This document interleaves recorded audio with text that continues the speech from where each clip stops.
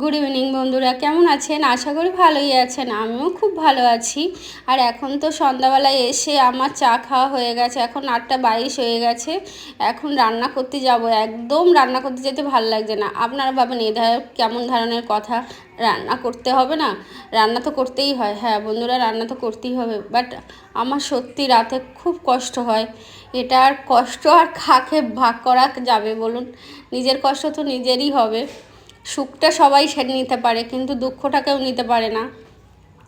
যাই হোক, ও সমস্ত ভেবে লাভ নেই। এখন কিচেনের দিকে যাই, কেননা রাতের খাওয়ার ব্যবস্থা তো করতে হবে। আর এই ঘরটায় কী সুন্দর ধুমো ধুমো লাগছে না? এখন তো সন্ধ্যা দিয়েছি, তাই ওই ধূপকাঠির ধুমোটা মানে সারা ঘরে যাচ্ছে। খুব সুন্দর একটা সেন্ট বেরিয়েছে। যাই হোক বন্ধুরা, আপনারা যে আমার পাশে থাকেন, থ্যাংক ইউ সো মাচ। কেননা ঠিক করে আমি গুছিয়ে ভিডিও দিতে পারি না আপনাদের। আপনারা যে এতটা আমার পাশে আছেন, থ্যাংক